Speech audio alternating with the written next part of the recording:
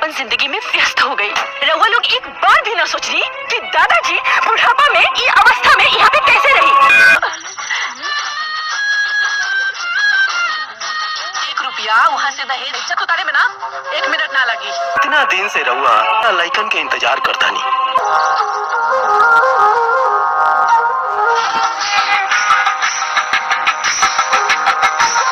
सवेरे के खाना मंदिर के पुजारी जी दे देवेलन और सांझ के खाना हमार बाबूजी। कि रउआ दादाजी के 1 महीना भी अपन घर में न रख सकेनी। हम तो तोरा साथ ही रहना होई जा।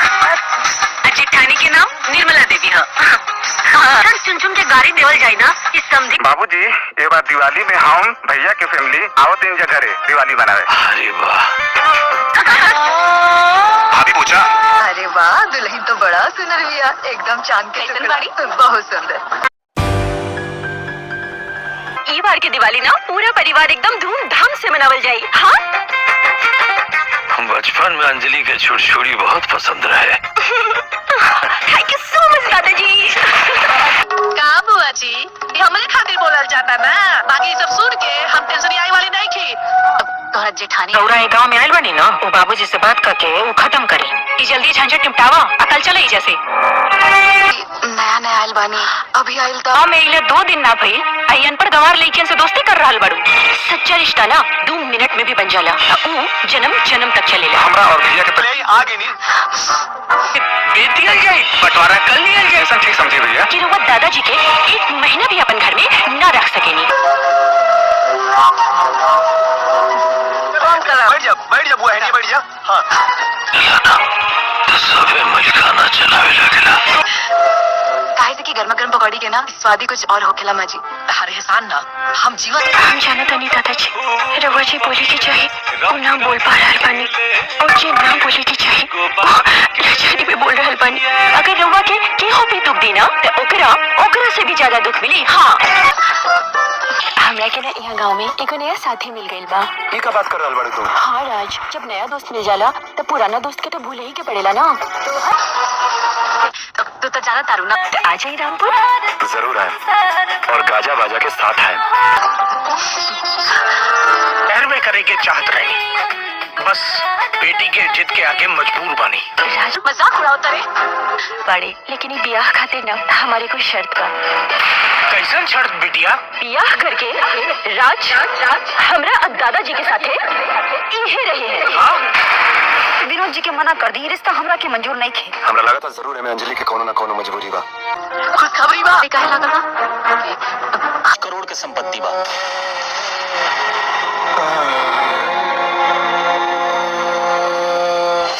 हो गई बेटा। बउआ ठीक से ले रही है। हमार दादाजी हमार चाचा और पापा के पढ़ा लिखा के बड़का आदमी बनवलन, और हमार दादाजी जब बूढ़ हो गई नहीं तब तक सब लोग अपन अपन जिंदगी में व्यस्त हो गई। रउआ लोग एक बार भी ना सोचली कि दादाजी बुढ़ापा में ये अवस्था में यहाँ पे कैसे रही। कितना दिन से रहुआ अपना लइकन के इंतजार करता नहीं। सवेरे के खाना मंदिर के पुजारी जी दे देवेलन और सांझ के खाना हमार बाबूजी। कि रउआ दादाजी के 1 महीना भी अपन घर में न रख सकेनी। बाबूजी ये बार दिवाली में हम भैया के फैमिली आवत इन जगह दिवाली बनावे। अरे वाह।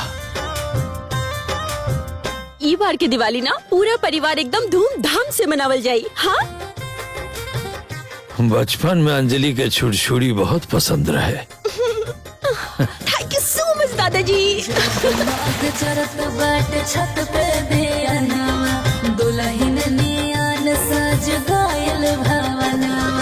आज हाँ दिवाली हवे दिनवा विशेष जी, दिनवा विशेष जी, दिनवा विशेष जी। घर में पधारी है लक्ष्मी गणेश जी। जौने काम खातिर रउरा ए गांव में आयल बनी ना, वो बाबूजी से बात करके वो खत्म करे। ई जल्दी झंझट निपटावा, अकल चले ही जैसे। तो के गांव में इले 2 दिन ना भइल, अयन पर गंवार लइकन से दोस्ती कर रहल बड़ू।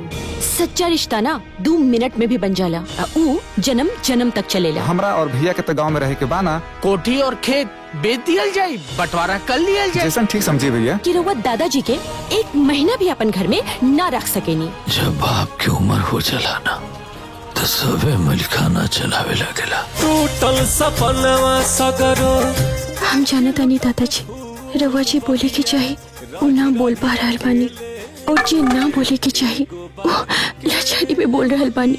अगर रउआ के केहू भी दुख देना तो ओकरा से भी ज्यादा दुख मिली। हाँ राज, हमरा के ना यहाँ गांव में एगो नया साथी मिल गइल बा। ये का बात कर रहल बाड़ू तू? हाँ राज, जब नया दोस्त मिल जाला तो पुराना दोस्त के तो भूले ही के पड़ेला ना।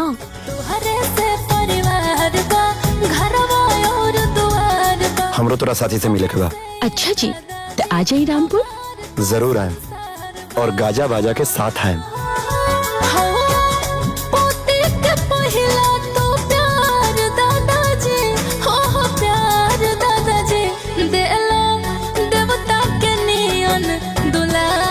हम तो अपन बेटी के ब्याह शहर में करे के चाहत रही, बस बेटी के जिद के आगे मजबूर बनी। राज हमार बहुत अच्छा दोस्त भी बाड़े, लेकिन ये ब्याह खातिर ना हमारे को शर्त बा। कैसन शर्त बिटिया? ब्याह करके राज हमरा और दादाजी के साथे इहे रहे हैं। हाँ? विनोद जी के मना कर दी, रिश्ता हमरा के मंजूर नहीं खे। हमरा लगा था जरूर है में अंजलि के कोनो न कोनो मजबूरी बा, या तो वो हमरा प्यार के इम्तिहान लेवे के चाहती है। देखी बियाह करके ओकरा के घर जमाई बना के हमनी कबार पर बैठा दलन कुल। रउआ लोग अपना बेटी अंजलि के मोहरा बना के पूरा प्रॉपर्टी हथियावल चाहतनी। जब तक दादाजी बानी तब तक की कुल संपत्ति सिर्फ और सिर्फ दादाजी के ही रही। सगरो प्रॉपर्टी मिला के कुल 5 करोड़ के संपत्ति बा।